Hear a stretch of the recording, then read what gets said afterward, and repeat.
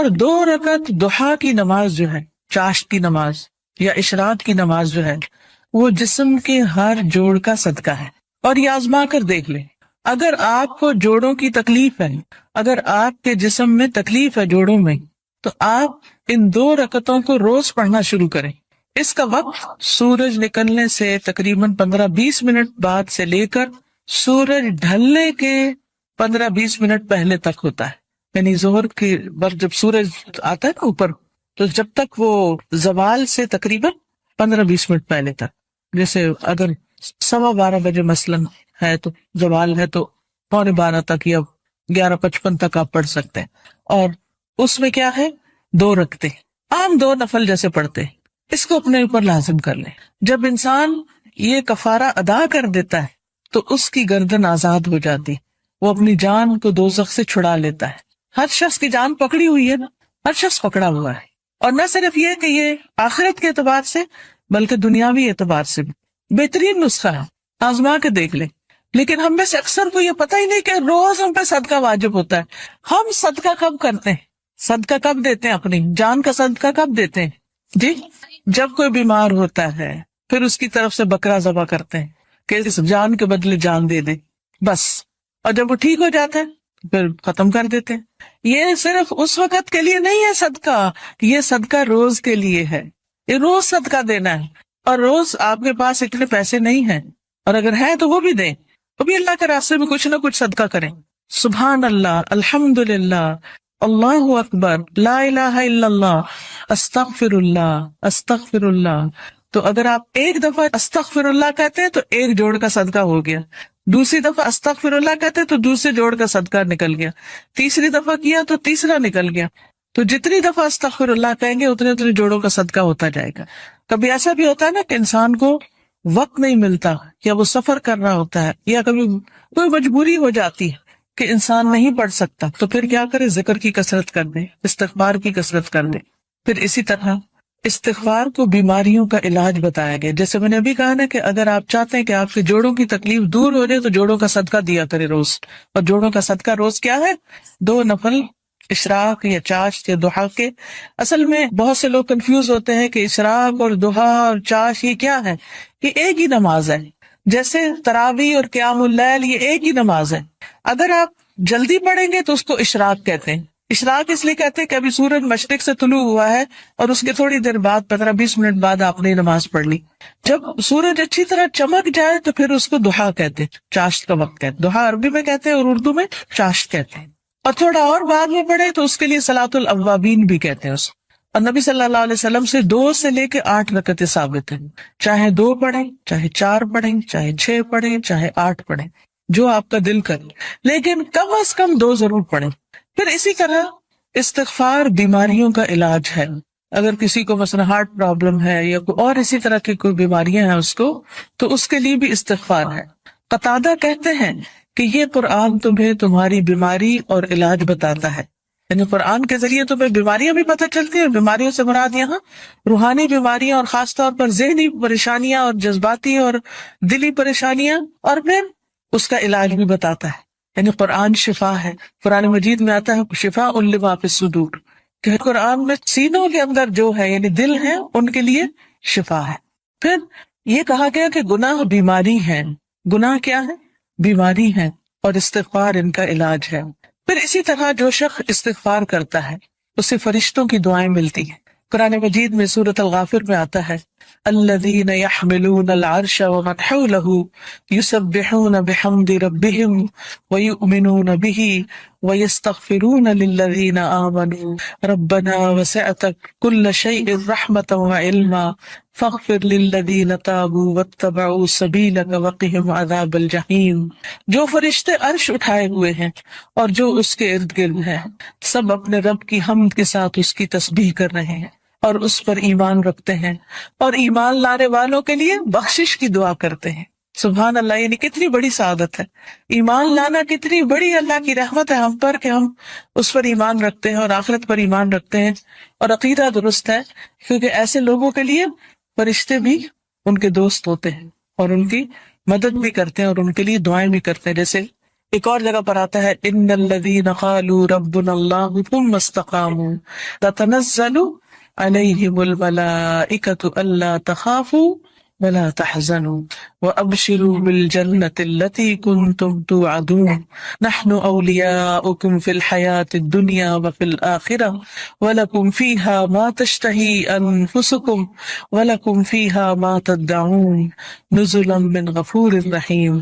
کہ بے شک وہ لوگ جنہوں نے کہا کہ اللہ ہمارا رب ہے، اللہ ہی کو رب مانا، اللہ ہی کو خالق مالک رازق مانا، ثم استقاموا، پھر اسی پہ جم گئے، ادھر ادھر نہیں دیکھا، کسی اور فقیر کے پاس نہیں گئے، کسی اور مزار پہ نہیں گئے، بلکہ کیا کیا؟ صرف اللہ کو اپنا رب مان کر اسی سے دعائیں کی. ان الذین قالوا ربنا اللہ ثم استقاموا، تو کیا ہوتا ہے؟ تتنزل علیہم الملائکہ، ان پر فرشتے اترتے ہیں. اللہ تخافوا ولا تحزنوا، نہ تم خوف کرو نہ تم غم کرو. وابشروا بالجنۃ التی کنتم توعدون، اس جنت کی خوشخبری پاؤ جس کا تم وعدہ دیے جاتے ہو. نحن اولیاؤکم فی الحیاۃ الدنیا، ہم دنیا کی زندگی میں بھی تمہارے دوست ہیں، تمہارے مددگار ہیں، دنیا میں بھی، وفی الآخرہ، اور آخرت میں بھی.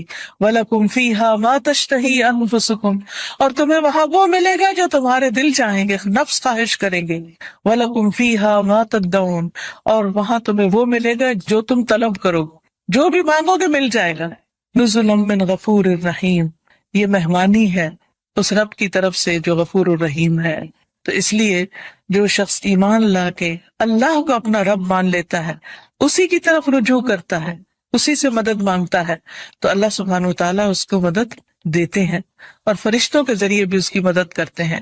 اور ایسے فرشتے جو اللہ کا عرش عظیم اٹھائے ہوئے ہیں، وہ ان کے لیے دعائیں کرتے ہیں. اب دیکھیے کہ ہم سب کہتے ہیں، ایک دوسرے سے کہہ رہے تھے میں بہت پریشان ہوں، پلیز میرے لیے دعا کرو، اس کو کہتے ہیں دعا کرو، اس کو کہتے ہیں دعا کرو.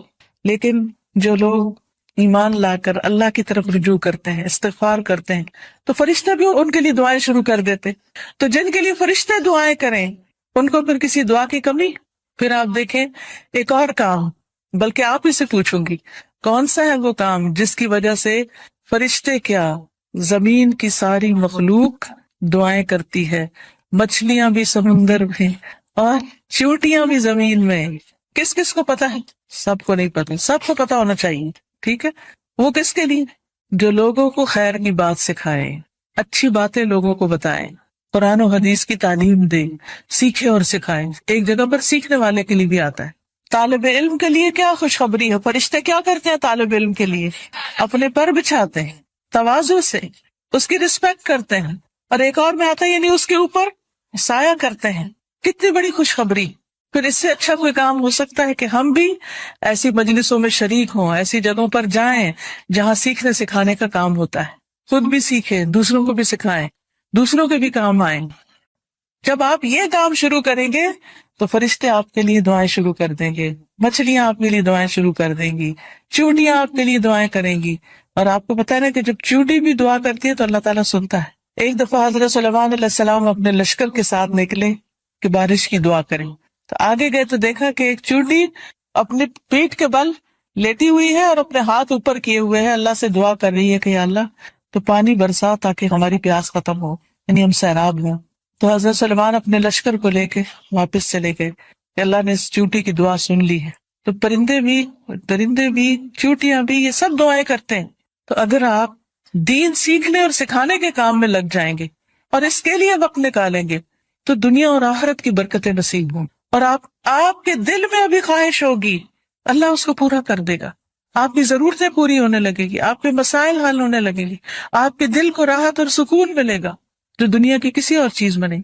اگر اچھے کپڑے پہننے سے سکون ملتا تو جو لوگ ہر وقت برانڈیڈ کلوتھس پہنتے ہیں، یعنی برانڈ کے کپڑے پہنتے ہیں، عام کپڑے نہیں پہنتے، پھر انہیں سب سے زیادہ خوشحال ہونا چاہیے تھا، ہے نا؟ اگر خوشی بڑے گھروں میں رہنے سے ملتی تو جو لوگ بڑے بڑے گھر بنائے ہوئے ہیں دنیا میں وہ سب سے زیادہ خوشحال ہونے چاہیے تھے. لیکن آپ دیکھیں کہ دنیا کے ایسے ممالک جہاں پر لوگوں کو ہر سہولت میسر ہے، اگر وہ خود کماتے نہیں تو گورنمنٹ ان کو وظیفہ دیتی ہے، گھر دیتی ہے، ان کے بچوں کی تعلیم کا انتظام کرتی ہے، فری میڈیکل سپورٹ ملتی ہے، لیکن اس کے باوجود وہ خودکشیاں کرتے ہیں. کسی چیز کی کمی نہیں، مگر دل خوش نہیں، دل میں راحت نہیں، دل میں سکون نہیں. اور اس کے برعکس وہ صحابہ جو پیٹ پر 3 پتھر باندھ کے کام کرتے تھے، ان کے دلوں میں خوشی تھی، سکون تھا، اطمینان تھا. فقر و فاقے کی وجہ سے بھی ان کے دلوں کا اطمینان اور سکون نہیں گیا. آج اگر ہمیں تھوڑی سی بھی کمی ہو تو ہم پریشان ہو جاتے ہیں، کسی بھی چیز کی کمی لگتی تو ہم پریشان ہو جاتے ہیں، یا پتہ نہیں کیا بنے گا، کیا ہوگا ہمارا. تو جو شخص اللہ کے راستے پر نکل آتا ہے، فرشتے اس کے لیے دعا کرتے ہیں. فرمایا جو فرشتے عرش اٹھائے ہوئے ہیں اور جو اس کے ارد گرد ہیں، سب اپنے رب کی حمد کے ساتھ اس کی تسبیح کرتے ہیں اور اس پر ایمان رکھتے ہیں. ایمان والوں کے لیے بخشش طلب کرتے ہیں اور کہتے ہیں اے ہمارے رب، تو نے اپنی رحمت اور علم سے ہر چیز کا احاطہ کر رکھا ہے، لہٰذا جن لوگوں نے توبہ کی اور تیری راہ کی پیروی کی، تو انہیں بخش دے اور دوزخ کے عذاب سے بچا لے. یہ فرشتوں کی دعائیں، لیکن یہ دعا کس کے لیے کرتے ہیں؟ توبہ کرنے والوں کے لیے، استغفار کرنے والوں کے لیے. پھر آخرت میں استغفار کرنے والوں کے درجات بلند ہوں گے، صرف اپنے لیے نہیں، اگر کوئی اپنے ماں باپ کے لیے بھی استغفار کرتا ہے، ان کی بخشش کی دعا کرتا ہے، تو ان کے درجے بھی بلند ہوتے ہیں. مسند احمد کی روایت میں آتا ہے رسول اللہ صلی اللہ علیہ وسلم نے فرمایا بے شک اللہ عز و جل جنت میں ایک نیک آدمی کے درجات کو بلند کرتا ہے، تو وہ پوچھتا ہے کہ اے میرے رب، میرے یہ درجات کہاں سے بلند ہوئے ہیں؟ اللہ تعالیٰ فرماتا ہے تیرے حق میں تیری اولاد کی استغفار کی وجہ سے، کہ تیرے پیچھے تیرے بچے تیرے لیے بخشش مانگ رہے ہیں. کیا ہم سب اپنے والدین کے لیے روز بخشش کی دعا کرتے؟ تو پھر ہم اپنی اولاد سے کیا توقع رکھتے ہیں کہ وہ ہمارے لیے کریں؟ ہاں، جو لوگ نماز پابندی سے پڑھتے ہیں وہ ضرور کرتے ہیں. کیسے؟ ربنا اغفر لی ولوالدی وللمؤمنین یوم یقوم الحساب. بس ضرورت اس چیز کی ہے کہ ہم توجہ کے ساتھ وہ دعا پڑھیں، یہ نہیں کہ دھیان کہیں اور، ربنا اغفر لی ولوالدی وللمؤمنین یوم یقوم الحساب، جلدی نہ، آہستہ آہستہ اور مانگ کے اللہ سے. اللہ ہمیں اس کی توفیق عطا فرمائے اور ہمارے بچوں کو ہمارے حق میں صدقہ جاریہ بنائے. پھر اسی طرح جن لوگوں کے نامہ اعمال میں استغفار زیادہ ہوگا وہ بہت خوش ہوں گے، انہیں نہایت خوشی نصیب ہوگی. نبی صلی اللہ علیہ وسلم نے فرمایا جو شخص یہ بات پسند کرتا ہے کہ اس کا نامہ اعمال اسے خوش کر دے، یعنی وہ اپنی کتاب دیکھے اور خوش ہو جائے، تو اسے چاہیے کہ وہ کثرت سے استغفار کیا کرے، کیونکہ اس سے کیا ہوگا؟ ساری وہ چیزیں مٹ جائیں گی جو اس کے لیے پریشانی کا باعث ہوں گی. مثلاً آپ کچھ لکھتے ہیں اور لکھنے میں غلطی ہو جاتی ہے، پھر آپ کیا کرتے ہیں؟ اس اریز کرتے ہیں. کبھی کیا کرتے ہیں؟ اوپر وائٹر لگا دیتے. تو استغفار کا مطلب تو ڈھانپ دینا، یعنی غلطیاں نظر نہ آئیں. ہم سب غلطیاں کرتے ہیں، لیکن استغفار کرتے ہیں تو جو غلطیاں وہ مٹتی چلی جاتی ہیں، ختم ہوتی چلی جاتی، اور نامہ اعمال بہترین ہوتا جاتا ہے. اور قیامت کے دن انسان اپنا نامہ اعمال دیکھے گا تو اس میں بس اچھائیاں ہی اچھائیاں ہوں گی، کیونکہ برائیاں تو ساری توبہ سے صاف ہو گئی. تو اس وقت انسان کتنا خوش ہوگا. مثلاً آپ کی ٹیچر آپ کو پرچہ واپس کرے اور 100/100 نمبر ہوں، تو آپ کی خوشی کا کیا ٹھکانا ہوگا؟ بہت زیادہ خوش ہوں گے کہ میرا تو ایک بھی نمبر نہیں کٹا، سارے ادھر ہیں، کوئی ریڈ نشان نہیں ہے، کوئی کاٹا نہیں ہے. تو سوچئے قیامت کے دن اگر آپ دیکھیں کہ آپ کی کوئی غلطی اس میں نظر ہی نہیں آ رہی، سب صاف مٹ گئی، ڈھانپ دی گئی، تو خوشی کا کیا عالم ہوگا. کیونکہ سب سے زیادہ تو پریشانی اسی بات سے ہوتی ہے نا کہ پتہ نہیں وہاں جائیں گے تو کیا نظر آئے گا اور اس پہ شرمندگی نہ ہو زیادہ. پھر اسی طرح عبداللہ بن بصر کی روایت ہے کہ نبی صلی اللہ علیہ وسلم نے فرمایا مبارک ہو اس کو جو اپنے نامہ اعمال میں کثرت سے استغفار پائے، کہ بہت زیادہ استغفار ہے اس میں. پھر اسی طرح استغفار جنت میں داخلے کا ذریعہ ہے. اللہ تعالیٰ فرماتے ہیں یا ایھا الذین آمنوا توبوا الی اللہ توبۃ نصوحا عسى ربکم ان یکفر عنکم سیئاتکم وَيُدْخِلَكُمْ جَنَّاتٍ تَجْرِي مِن تَحْتِهَا الْأَنْهَارُ.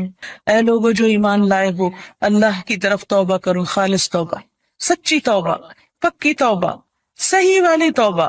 قریب ہے کہ تمہارا رب تم سے تمہاری برائیاں دور کر دے اور تمہیں ایسے باغوں میں داخل کرے جن کے نیچے نہریں بہتی ہوں. یعنی غلطیوں کی معافی ہو جائے تو جنت کے راستے آسان ہو جائیں گے، اور اس کے لیے معافی مانگنی ہوگی، استغفار کرنا ہوگا. پھر اسی طرح جہنم سے بچنے کا ذریعہ بھی استغفار ہے، کیونکہ کچھ لوگ جہنم میں ڈالے جائیں گے تاکہ ان کو ان کی غلطیوں کی سزا ملے، جب وہ سزا بھگت لیں گے پھر نکال کے جنت میں بھیجے جائیں گے. اس وقت بھی آپ کو گرمی لگ رہی ہوگی تو دل گھبرا رہا ہوگا، یہ تو وقتی گرمی، اور ایسی بھی نہیں کہ جس سے انسان کو یعنی بہت تکلیف ہو. ٹھیک ہے انکمفرٹیبل ہوتا ہے انسان، وہ الگ بات ہے، لیکن اس میں بھی انسان کیا چاہتا ہے کہ فوراً ہوا میں نکلے، تازہ ہوا میں اور فریش ہو. کہاں آگ میں ہو انسان. ہم میں سے کس کے اندر ہمت ہے کہ وہ آگ کو برداشت کرے؟ کیا کسی کمرے میں، کسی گھر میں، کسی جگہ آگ لگی ہوئی ہو، آپ اس کے اندر جانا پسند کریں گے؟ دور سے بھاگیں گے، دھواں دیکھ کے بھی اس طرف نہیں جائیں گے کہ کہیں وہ آگ پھیل کے مجھ تک نہ آ جائے. تو قیامت کے دن ہم میں سے کوئی بھی نہیں جانا چاہے گا. اور اس کا طریقہ کیا ہے؟ پھر ہم دنیا میں ہی کثرت سے استغفار کر لیں، دنیا میں ہی معافی مانگ لیں تاکہ جہنم میں جانے سے بچ جائیں. اور اگر معافی نہیں مانگتے تو لا الہ الا اللہ پڑھنے کی وجہ سے جنت میں تو انشاءاللہ جائیں گے، لیکن سزا بھگت کے، اور وہ سزا بہت سخت ہے اور نہیں پتا کہ کتنے عرصے کے لیے مل جائے، کیونکہ ہر ایک کی جیل کا وقت جو ہے مخصوص ہوتا ہے. رسول اللہ صلی اللہ علیہ وسلم نے فرمایا، اے عورتوں کے گروہ، عورتوں سے خطاب ہے ہم سب سے، اے عورتوں کے گروہ صدقہ کرتی رہا کرو اور کثرت سے استغفار کرتی رہا کرو، کیونکہ میں نے دوزخ میں جانے والوں میں سے زیادہ تر عورتوں کو دیکھا ہے. دوزخ کی اکثر آبادی عورتوں پر مشتمل. ان عورتوں میں سے ایک عقل مند عورت نے عرض کیا کہ ہمارے کثرت سے دوزخ میں جانے کی وجہ کیا ہے؟ عورتیں کیوں زیادہ ہوں گی جہنم میں؟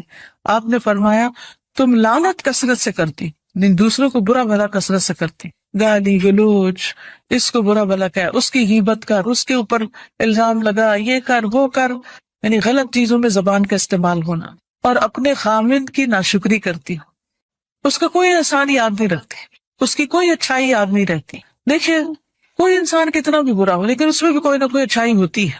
تو اگر کسی میں 99 غلطیاں ہیں اور ایک اچھی چیز ہے تو کیا کرنا چاہیے؟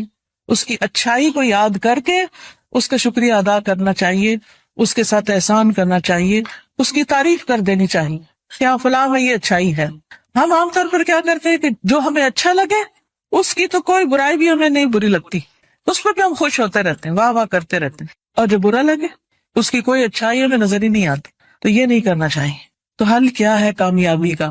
کہ ہم ایک طرف نیک اعمال کریں، پھر ان نیک اعمال کی حفاظت کریں، دوسری طرف گناہوں سے بچیں، اور پھر اگر ہو جائے انسان ہونے کے ناطے تو پھر کیا کریں؟ اللہ تعالیٰ سے استغفار کریں.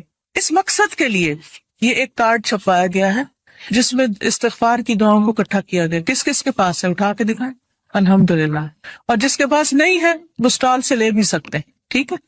تو اب آپ دیکھیے کہ جس کے پاس یہ کارڈ ہے وہ تو ٹھیک، جس کے پاس نہیں لازماً آپ کے پاس ہی ہونا چاہیے، کیونکہ یہ ساری دعائیں ہمیں زبانی یاد نہیں، اور ہم میں سے ہر ایک یہ بھی نہیں کر سکتا کہ جا کے کتابوں میں سے ڈھونڈے، پورے قرآن میں سے نکالے، کتابوں میں سے نکالے، اور پھر یہ دیکھے کہ صحیح کون سی ہے اور کون نہیں، اور پھر ان کو اکٹھا کرے. تو الحمدللہ اللہ کے فضل سے یہ دعائیں آپ کے لیے اکٹھی کر دی گئی. کوشش کریں کہ ہر روز ان دعاؤں کو آپ پڑھیں، لیکن اگر ہر روز نہیں پڑھ سکتے تو جس وقت آپ کو پریشانی ہو، بے چینی ہو، بیماری ہو، خوف ہو، گھبراہٹ ہو، مرنے کا خوف ہو، آخرت کی پکڑ کا خوف ہو، فکر ہو، آپ کے اندر بے چینی اور اضطراب آ جائے، فوراً استغفار کرنا شروع کریں. اس کے بغیر بھی کریں اور اس کے ساتھ بھی کریں. اب آپ نکالیے، میں آپ کو یہ کچھ دعائیں کہلوا دیتی ہوں تاکہ ان کا صحیح پروننسیشن آپ کو آتا ہو، صحیح تلفظ آپ کو آتا ہو. اس کے علاوہ یہ کچھ اور کتابیں بھی ہیں جیسے محمد صلی اللہ علیہ وسلم کے معمولات وغیرہ. پھر اسی طرح یہ نور العلم کوئی کورس شروع ہو رہا ہے، اس میں داخلے کے پیچھے سے آپ فلائر لے سکتے ہیں. اسی طرح قرآن و سنت سے لی ہوئی صحیح دعائیں دعا کیجیے نام کی کتاب میں ہے. بہت سی دعائیں یہاں پر ملیں گی آپ کو. یہ کتاب اگر آپ کے گھر میں ہو تو ہر موقع کی دعا اس میں آپ کے لیے. اسی طرح ذکر کے بارے میں کارڈ ہے. جادو کے بارے میں بہت سے لوگوں کے ذہن میں سوال ہوتے ہیں، پریشان رہتے ہیں، تو جادو کی حقیقت پر اور پھر اس کا علاج کیا ہے اس پر یہ کتاب ہے. پھر اچھا اخلاق انسان کے نامہ اعمال میں بہت بھاری نیکی ہوگی، تو اس پر یہ کہ اچھا اخلاق ہے کیا کیا کرنا ہوتا ہے، احادیث پر مشتمل یہ کتاب ہے. پھر اسی طرح صدقہ و خیرات جو ہے وہ بلاؤں کو ٹالتا ہے، بلا آنے سے بھی روکتا ہے اور جب آ جائے تو اس کو بھی دور کرنے کا ذریعہ بنتا ہے. جیسے ایک حدیث میں آتا ہے، داؤ مرضاکم بالصدقات، اپنے مریضوں کا علاج صدقے سے کرو. اگر کوئی بیمار ہو جائے تو صدقہ کرنا شروع کر لو، تو صدقہ بھی ایک علاج ہے. تو یہ صدقہ خیرات کس طرح ہوتا ہے اس پہ احادیث پر مبنی یہ کتاب ہے. پھر اسی طرح رات کو سوتے وقت کے اذکار ہیں، رات کی نیند کیسی ہونی چاہیے اور کیا کرنا چاہیے کیا نہیں کرنا چاہیے، سنتیں کیا ہیں. تو یہ سونے جاگنے کے آداب اور اذکار ہیں. جو شخص صبح اور شام کے اذکار کرتا ہے اور رات ذکر کر کے سوتا ہے وہ ان لوگوں میں لکھ لیا جاتا ہے والذاکرین اللہ کثیرا والذاکرات اعد اللہ لهم مغفرۃ واجرا عظیما، کہ اللہ کا ذکر کرنے والے مرد اور بہت زیادہ اللہ کا ذکر کرنے والی عورتیں، اللہ نے ان کے لیے مغفرت اور بہت بڑا اجر تیار کر رکھا ہے۔ تو اللہ تعالیٰ سے بخشش پانے کے لیے کیا کریں؟ اللہ کا ذکر کریں، رات کو ذکر کر کے سوئیں۔ تو سارے اذکار جو مسنون کتابوں میں ہیں وہ اس میں لکھ دیے گئے ہیں، اپنے بیڈ سائڈ ٹیبل پہ رکھ دیں، دراز میں رکھ دیں، جب سونے لگے اس کو پڑھ کے پھر سوئیں۔ پھر اسی طرح یہ ہے کہ رسول اللہ صلی اللہ علیہ وسلم کا تعارف ہے، تعارف حبیب کے نام سے یہ کتاب ہے۔ آپ صلی اللہ علیہ وسلم کی ذاتی زندگی کے بارے میں اور آپ کی خصوصیات کے بارے میں احادیث کی روشنی میں کتاب مرتب کی گئی ہے، اس کو بھی آپ دیکھ سکتے ہیں۔ پھر یہ ایک اور استغفار کے بارے میں کتاب ہے، تم کب توبہ کرو گے، بہت ہی بہترین کتاب ہے۔ پھر اسی طرح یہ ہے کہ حدیث میں آتا ہے کہ جو شخص یہ چاہتا ہو کہ اس کی عمر لمبی ہو، اس کی عمر میں برکت ہو اور اس کے رزق میں برکت ہو، اسے چاہیے اپنے رشتہ داروں سے اچھا سلوک کریں۔ استغفار کے اوقات اور مقامات، وہ اوقات اور جگہ کہ جن میں استغفار کرنا مستحب ہے، اگرچہ توبہ کے دروازے ہر وقت کھلے رہتے ہیں، جیسے کہ نبی صلی اللہ علیہ وسلم کا فرمان ہے، بلا شبہ توبہ کا دروازہ کھلا ہوا ہے، اس کو بند نہیں کیا جائے گا جب تک سورج مغرب سے طلوع نہ ہو، لیکن وہ اوقات جو دوسرے اوقات سے زیادہ بہتر ہیں، اور وہ جگہ کہ جن میں دعائیں جلد قبول ہوتی ہیں، ان میں سے چند اوقات مدرجہ ذیل ہیں۔ نمبر 1، سحری کا وقت، والمستغفرین بالاسحار، اور پچھلی رات کو بخشش مانگنے والے لوگ ہیں، اور اللہ سبحانہ وتعالیٰ کا ارشاد ہے وبالاسحار هم یستغفرون، اور یہ لوگ بوقت سحر استغفار کیا کرتے تھے۔ اور نبی کریم صلی اللہ علیہ وسلم نے فرمایا کہ میرا رب رات کے آخری تہائی حصے میں ہر رات دنیا سے قریب والے آسمان پر نازل ہوتا ہے اور کہتا ہے کون ہے جو مجھے پکارے اور دعا کرے اور میں اس کی دعا قبول کر لوں، کون ہے جو مجھ سے سوال کرے اور میں اسے عطا کروں، کون ہے جو مجھ سے مغفرت طلب کرے اور میں اسے بخش دوں۔ تو اس وقت ہمیں صرف سوتے نہیں رہنا چاہیے بلکہ اللہ تعالیٰ سے بخشش مانگ لینی چاہیے کہ اللہ مجھے ضرورت ہے کہ میری گناہ معاف کر دیے جائیں تاکہ آخرت کے عذاب سے بچ سکوں۔ اور انہی اوقات میں سے ہے کہ نماز کے دوران اور اس کے فوراً بعد استغفار کرنا، انہی میں سے ہے کہ تکبیر تحریمہ اور سورۃ فاتحہ کے درمیان دعا کا پڑھنا، انہی میں یہ دعا پڑھنی۔ نماز کے دوران بھی جو استغفار کی جاتی ہے وہ بھی قبول ہوتی ہے، اور وہ کیا ہے؟ اللہم باعد بینی و بین خطایایا کما بعدت بین المشرق والمغرب، اللہم نقنی من خطایایا کما ینقی الثوب الابیض من الدنس، اللہم اغسلنی من خطایایا بالماء والثلج والبرد۔ اے اللہ میرے اور میرے گناہوں کے درمیان مشرق و مغرب کی سی دوری فرما دے، یا اللہ مجھے میرے گناہوں سے سفید کپڑے کی طرح پاک صاف کر دے، یا اللہ میرے گناہ پانی، برف اور اولوں سے دھو دے۔ اور استفتاح کی دعاؤں میں سے ایک یہ بھی ہے جسے بڑا استغفار کہا جاتا ہے، جو صحیح مسلم میں حضرت علی سے مروی ہے کہ جب نبی کریم صلی اللہ علیہ وسلم نماز کے لیے کھڑے ہوتے تو یہ کہتے تھے وجہت وجہی للذی فطر السماوات والارض حنیفا وما انا من المشرکین، یعنی یہ نماز میں اور جو سبحانک اللہ پڑھتے نا اللہ اکبر، یہاں پر پڑھنے والی دعا ہے، یہ استفتاح کی دعا ہے۔ ان صلاتی و نسکی و محیای و مماتی للہ رب العالمین لا شریک لہ وبذلک امرت وانا اول المسلمین، اللہم انت الملک لا الہ الا انت، انت ربی وانا عبدک، ظلمت نفسی واعترفت بذنبی فاغفر لی ذنوبی جمیعا انہ لا یغفر الذنوب الا انت واہدنی لاحسن الاخلاق لا یہدی لاحسنها الا انت واصرف عنی سیئها لا یصرف عنی سیئها الا انت لبیک وسعدیک والخیر کلہ بیدیک والشر لیس الیک انا بک والیک تبارکت وتعالیت استغفرک واتوب الیک۔ میں اپنا رخ اور چہرہ اس ذات کی طرف کرتا ہوں کہ جس نے آسمانوں اور زمین کو پیدا کیا یکسو ہو کر، اور میں شرک کرنے والوں میں سے نہیں ہوں۔ بے شک میری نماز، میری قربانی، میرا مرنا اور میرا جینا سب اللہ رب العالمین کے لیے ہے، اس کا کوئی شریک نہیں، میں اسی کا حکم دیا گیا ہوں اور میں پہلے کے مسلمانوں جیسا ہوں۔ اے اللہ تو بادشاہ ہے، نہیں ہے کوئی میرا رب مگر تو ہی، اور میں تیرا بندہ ہوں۔ میں نے اپنے نفس پر ظلم کیا ہے اور میں اپنے گناہ کا اعتراف کرتا ہوں، بس تو میرے گناہوں کو معاف فرما دے، تیرے سوا کوئی دوسرا گناہوں کو بخشنے والا نہیں ہے، اور مجھے اچھے اخلاق کی رہنمائی کر، تیرے سوا کوئی دوسرا اچھے اخلاق کی رہنمائی نہیں کر سکتا، اور برے اخلاق کو مجھ سے پھیر دے اور دور کر دے، تیرے علاوہ کوئی دوسرا اس کو دور نہیں کر سکتا۔ اے اللہ میں تیری خدمت کے لیے بار بار حاضر ہوں، ساری بھلائی تیرے ہاتھوں میں ہے اور برائی تیری طرف سے نہیں ہے، میں تیری طرف رجوع کرتا ہوں، تیری ذات بابرکت اور بلند ہے، میں تجھ سے بخشش مانگتا اور توبہ کرتا ہوں۔ پھر تشہد اور سلام پھیرنے کے درمیان آخر میں دعا پڑھے، یعنی اتحیات میں سلام پھیرنے سے پہلے کی جو دعائیں ہیں، عام طور پہ ہم ایک ہی دعا پڑھتے ہیں، کون سی؟ رب اجعلنی مقیم الصلاۃ، اس میں بھی ہے ربنا اغفر لی ولوالدی وللمؤمنین، اس میں بخشش کی دعا ہے، لیکن یہ دعا بھی پڑھ سکتے ہیں، اللہم اغفر لی ما قدمت وما اخرت وما اسررت وما اعلنت وما اسرفت وما انت عالم به منی انت المقدم وانت المؤخر لا الہ الا انت۔ اس دعا کی یاد کرنے میں کتنی دیر لگے گی؟ آدھا گھنٹہ؟ یہ کتاب اسی لیے آپ کو دی گئی ہے، یہ بھی ہو سکتا تھا میں زبانی یہ چند چیزیں نوٹ کر کے آپ کو لیکچر دے دیتی، آپ سنتے اور گھر چلے جاتے، لیکن کتاب پڑھنے کا مقصد یہ ہے کہ یہ چیزیں بعد میں بھی آپ کے پاس رہ جائیں۔ آپ یہ کر سکتے ہیں کہ یہ نشان لگا لیں اور اس کو ایک ٹارگٹ رکھ لیں، دن میں 15 منٹ تو اس کے لیے نکال ہی سکتی، اور ان دعاؤں کو ایک ایک کر کے یاد کر لیں اور نمازوں کو خوبصورت بنائیں، یعنی آپ کی نمازوں میں ایک نئی روح پیدا ہو جائے گی اگر نئی دعائیں اس میں ایڈ ہو گئی۔ وہ بچپن سے بس جو رٹا ہوا ہم نے ایک وظیفہ شروع کیا ہوا ہے، بس وہ اللہ اکبر کرتے ہیں، وظیفہ پڑھ کے بند کر دیتے ہیں، سوچتے بھی نہیں کہ پڑھا کیا، پوری نماز پڑھ جاتے ہیں اور ہمیں اس کو غور نہیں کرتے۔ لیکن جب ہم نئی نئی دعائیں یاد کرتے ہیں اور اس میں ایڈ کرتے ہیں تو پھر وہ ذرا رک کے سوچ سمجھ کے پڑھتے ہیں اور ترجمے کو ذہن میں رکھ کے اللہ سے مانگے تو انشاءاللہ اس سے فائدہ ہوگا، کیونکہ نماز کے دوران مانگی دعا قبول ہوتی ہے۔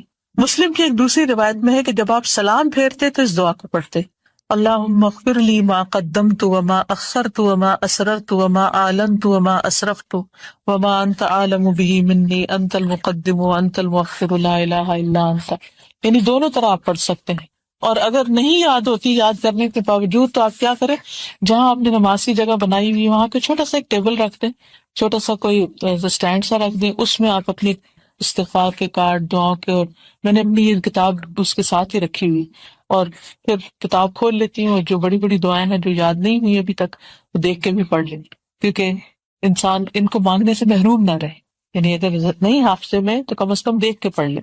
نبی صلی اللہ علیہ وسلم اپنے رکوع میں یہ کہتے تھے، سبحانک اللہم ربنا وبحمدک اللہم اغفر لی، اے اللہ، اے ہمارے رب، تیری ذات پاک ہے اور تعریف تیرے لیے ہے، اے اللہ تو مجھے بخش دے۔ اور انہی اوقات اور جگہوں میں سے سجدے کے دوران استغفار کرنا ہے،